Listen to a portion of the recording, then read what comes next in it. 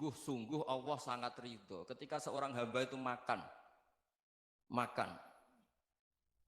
ketika sesuap nasi dia muji Allah, ketika minum seteguk nasi dia muji Allah. Itu kalau orang diridhoni Allah itu wali betul. Itu untuk jadi wali itu gampang, kamu makan ridho, kamu nginjak buminya Allah ridho seneng, kamu hidup keseharian aman seneng. Nah ini supaya sampean kita semua ngaji betapa panduan Rasulullah untuk menggapai ridho Allah itu banyak yang keseharian sekali. Saking kesehariannya banyak dalam hadis dan itu sahih. Nabi menyebut hal-hal yang keseharian. Hatta ma tas'alu fi fimra'atika, kamu punya uang kemudian istri kamu bisa makan itu ibadah. Bahkan sebagian ibadah itu dicontohkan Nabi yang akhirnya diprotes sahabat. Yaitu wa fi buti ahadikum sedekah, kamu menggauli istri kamu itu ya sedekah. Sampai sahabat bilang yang benar ya Rasulullah. Ayati ahaduna syahwatahu wa huwa lahu ajrun. Masa urusan biologis, urusan syahwat kemudian dia dapat pahala. Nabi menjawab, alai salawadu aha fi haramin akana alaihi wisrun. Bagaimana kalau dia meletakkan ke yang tidak benar itu kan dosa. Nah, hal-hal seperti ini yang saya ingin teman-teman semua. Saya juga agak ingin ngaji demi Anda juga agak ingin. Itu dosa sekali ngaji kok pesanan kelompok tertentu itu enggak boleh. Islam itu untuk semua. Jadi ya cuma karena di depan saya jenengan ya seakan-akan jenengan korbannya. Itu ada ilmunya dalam usul fikih itu. Jadi orang itu harus ngaji usul fikih. Nama yang disebut, mungkin Mas Sufyan masih ingat zaman ngaji usul fikih. Nama yang disebut itu tidak jaminan sebagai prioritas perintah. Jadi misalnya gini, kebetulan yang di depan Nabi itu Abu Dzar. Nabi ya bilang, ya Abu Dzarin ini uhibbuka misalnya, atau ya Mu'ad ini uhibbuka, atau ya Abu Hurairah ini uhibbuka misalnya. Banyaklah riwayat yang Nabi nyebut ya Abu Dzarin, ya Mu'ad, ya Abu Hurairah. Kemudian misalnya Nabi meneruskan khitab, ini uhibbuka, saya mencintai kamu, fakul dubur sholatin, atau sebagian riwayat disebut fala tada'an la dubura kulli sholatin, Allahumma inni ala dzikrika wa syukrika wa husni ibadatik. Saya mencintai kamu, siapa saja, Mu'ad bisa, Abu Dzar bisa siapa. Saya mencintai kamu, mohon kalau habis sholat kamu jangan lupa wiridan Allahumma inni ala dzikrika wa syukrika wa husni ibadatik. Ya Allah, tolong kami permudah supaya mudah ingat Engkau.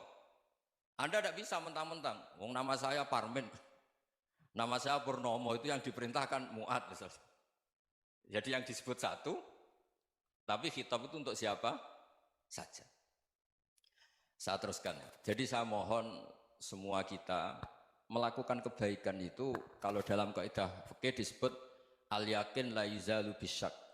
Banyak kebaikan yang kebenarannya itu 100%. Tidak punya efek samping ke pihak lain, ke kelompok lain, ke komunitas lain. Itu tadi misalnya Anda makan, dan itu murah sekali, hanya butuh satu piring. Setiap punyaan kamu muji Allah, setiap minum kamu muji Allah. Itu redaksinya Rasulullah SAW disebut, Allah sangat ridho ketika seorang hamba makan, kemudian dia memuji Allah. Atau minum, kemudian dia muji Allah.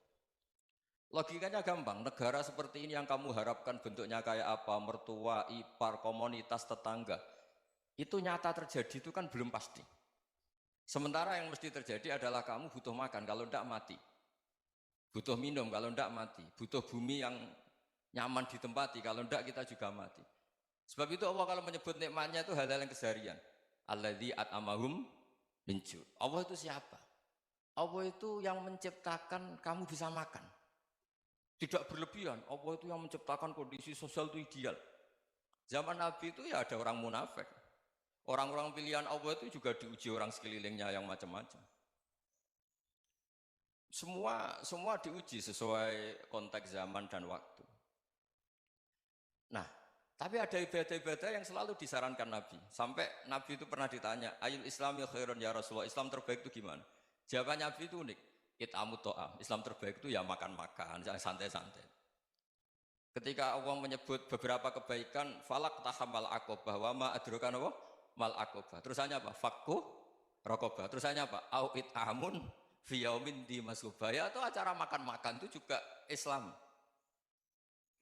Kenapa? Ya bayangkan kalau tidak ada makanan, kita mati kan? Kondisi sosial tidak ideal itu Anda masih gak apa-apa, tapi kalau Anda tidak makan, Anda tidak minum, Kamu punya istri cerewet masih bisa hidup, punya mertua cerewet masih bisa hidup. Tapi kalau tidak makan bisa mati. Berarti penting mana istri sama makan? Penting mana? Makan. Semoga istri Anda dengar, nanti kamu disuruh makan tapi pulang deh. Itu kalau dibahasakan makan masih memahami. Penting mana nasi satu piring dengan istri. Nggak ada nasi mati, nggak ada istri belum mati. Penting mana? Gak berani jawab kan? Nah, ternyata Anda ada garang kan di depan istri. Jadi saya mohonlah, mungkin Mas Sufyan Sauri tadi yang bisa bantulah. Teman-teman tuh ngaji yang keseharian saja. Karena kita nyari ridha Allah itu berdasar firman Allah. Dan firman Allah itu menyebut keseharian itu riang, gampang. Yaitu tadi misalnya wa min ayatihi manamukum billaili wan nahar. Termasuk ayat-ayat Allah itu kamu tidur. Maka dulu itu ada guyonan, ada tokoh Mu'tazilah, kelompok dalam Islam yang berpikir manusia itu bisa menentukan ikhtiarnya sendiri. Karena saya bisa duduk, ingin berdiri, berdiri. Karena kelompok ini nggak terima kalau semua kehendak Allah, nanti bagaimana kalau semua kehendak Allah kok ada hisab ya, ada sanksi. Lucunya itu dia akhirnya, ini cerita ya, mencintai seorang perempuan, cantik sekali. Dan itu dia menjadi ahli sunnah itu oleh hal-hal yang sepele. Karena istrinya cantik, ya namanya suami istri itu hubungan intim. Terus ditanya, Mas, masih ingin lagi? Masih. Silahkan diulang lagi. Wah ya tidak bisa. Katanya manusia bisa menentukan yang diinginkan. Itu tobat itu. Itu nggak bisa ditobatkan Mas Sufyan Ats-Tsauri. Orang cantik yang mudah nobatkan orang itu orang cantik. Segampang itu. Akhirnya kita tahu, makanya kalau dalam kitab Hikam itu disebut al-aqil mayyakul madza yaf'alu wa hubi wal ghafil mayyakul madza af'al. Orang yang punya akal karena sadar ini wilayah Allah, semua milik Tuhan. Itu dia tiap hari berpikir, besok Allah akan melakukan apa terhadap dunia ini. Kamu merencanakan sesuatu mau plesir, ternyata gempa. Mau wisata ke Rusia, ternyata perang. Kamu tidak pernah tahu apa yang akan terjadi besok. Wa ma tadri nafsum madza taksibu ghadan. Tapi anda semua kita ini sering punya jadwal permanen. Makanya saya kalau diundang siapa saja, sana takdir. Yang jelas Gus ini acara penting. Ya masih acara penting nak pangeran ngersakno piye. Kok ape dadi pangeran, kamu kok mau jadi Tuhan. Itu kadang ya kiai. Penting Gus acara ini jenengan harus memastikan bisa. Loh kamu itu yang ngajarin tauhid, sesuatu itu biadillah kok bilang-bilang apa pasti. Kalau maksa terus tak tobatkan kamu kata saya itu. Ya kalau gitu Gus bilang insya Allah. Wah itu hati saya, fisik saya, roh saya sudah bilang insya Allah. Tidak usah kamu latih kata saya. Nah hal-hal tauhid keseharian itu gampang sebetulnya. Wal ghafil yaqulu madza af'al. Tapi orang yang lupa Allah dia setiap hari bilang besok apa? Kita bisa melakukan apa? Seakan-akan dia itu aktor, dia penting, dia subjek permanen, dia. Padahal kita ini hanya objek kehendak Allah Subhanahu wa taala. Karena kita yakin sesuatu yang terjadi di alam raya ini kita tidak bisa apa-apa. Makanya saya sering ngaji, sering bilang saya. Ketika Anda mensifati Allah, dia yang menghidupkan. Sudah itu tanamkan, sehingga ketika kita mati, santai saja. Kenapa santai? Allah punya cara menghidupkan kita. Zaman kita hidup juga gak tahu caranya ngelola jantung, ngelola paru-paru. Kamu juga gak tahu ngelola oksigen yang tidak beracun, tidak mengandung polusi. Tahu-tahu hidup. Gak ingin tua ya tahu-tahu tua, gak ingin mati tahu-tahu mati. Selama ini kita hidup juga gak tahu apa sebetulnya. Hanya gaya tok, punya jadwal, punya planning. Kalau kamu bisa menentukan pilihan Anda, pasti Anda istrinya cantik, 4 neriman semua, kona'ah semua. Nyatanya enggak kan? Ada 1 jelek, cerewet. Oh itu kan, nyatanya enggak bisa apa-apa Anda kan? Dan kamu bawa mati lagi. Itu kan, istri Anda juga gitu, punya keinginan, punya suami yang ganteng, yang jabat, yang neriman, yang enggak poligami. Ya enggak kesampaian juga. Kalau kita ngitung tingkat kegagalan kita itu gagal terus. Ya kan? Nah, terus ingat Allah, madza yaf'alu wa hubi. Orang yang punya akal selalu berpikir Allah itu menghendaki apa terhadap saya. Lalu sama-sama orang gitu. Ngelihat orang yang serius, itu kata Anda itu pemikir berat, serius. Senang punya tokoh yang merengut karena kamu anggap serius. Tapi sebagian orang anggap orang yang serius itu wong merengut, wong masam, wong muka kok ditekuk. Jadi sama Itu hati ya muqallibal qulub tsabbit qalbi ala dinik. Karena kita nggak tahu cara berpikir kita tentang orang lain, tentang sekeliling kita. Misalnya kita orang baik yang jenis ngrumat fakir miskin. Ada orang bangun masjid mewah itu janggal. Apa artinya masjid mewah kalau banyak orang kelaparan? Tapi kalau yang jenis pendidikan apa artinya masjid mewah kalau tidak bisa ngaji? Nanti yang jenis infrastruktur apa artinya ini kalau semuanya punya sudut pandang yang berbeda-beda. Dan Islam mengapresiasi semua kebaikan. Tapi katakan semua kebaikan itu adalah kehendak Allah Subhanahu wa taala. Karena apapun baik Anda itu pakai fasilitas yang diberikan oleh Allah Subhanahu wa taala. Sehingga ini yang disebut kulillah tsumadarhum fi khawdihim yal'abun. Ya kembali tadi ke tema-tema bahwa keseharian Anda ini sudah Islami. Saat Anda tidak bisa melakukan apa saja. Saya sering ada jenazah, biasanya kalau tetangga meninggal saya sering disuruh ngelepas. Saya bilang orang ini baik. Karena sering ngelamun di rumah, sering nganggur di rumah. Ditanya sama anaknya, kenapa Gus nganggur baik? Ya kalau dia nganggur artinya juga agak berbuat sesuatu yang maksiat kan? Ya kan? Orang nganggur di rumahnya ya tidak bunuh orang, tidak maling, tidak korupsi, ya namanya nganggur di rumah. Lah cuma istri cara pandang nganggur gak menghasilkan uang itu. Tapi juga gak menghasilkan kriminal kan? Jadi sebenarnya Islam itu makanya kalau sampai ngaji usul fikih itu ada kitab usul fikih namanya Lubul Usul, itu terkenal sekali di pesantren itu. Itu kalau ngapresiasi keseharian itu luar biasa. Izma min mubahin illa wa yatahaqqaqu bihi tarku haramimma. Karena keseharian yang mubah saat Anda lakukan itu ada kehebatan yang luar biasa, yaitu meninggalkan haram. Makanya dulu banyak orang-orang alim ketemu temannya itu guyon sampai semalaman. Itu biasanya yang semangat Islam itu kiai kok tidak tahajud, kiai kok tidak witir. Orang yang sedang mapan uangnya banyak, malam itu tidak kelayaban itu sudah luar biasa. Melawan nafsu supaya tidak maksiat itu sudah luar biasa. Supaya lupa guyon sama temannya semalaman sampai subuh. Gejolak-gejolokan ngenang zaman miskin, zaman kuliah nggak jelas, zaman apa. Melihatnya jangan tarkut tahajud. Seperti ini meninggalkan tahajud, tapi meninggalnya ini talkul muharramat. Jadi kayak apa hebatnya? Sehingga Imam Ghazali punya riwayat yang agak unik.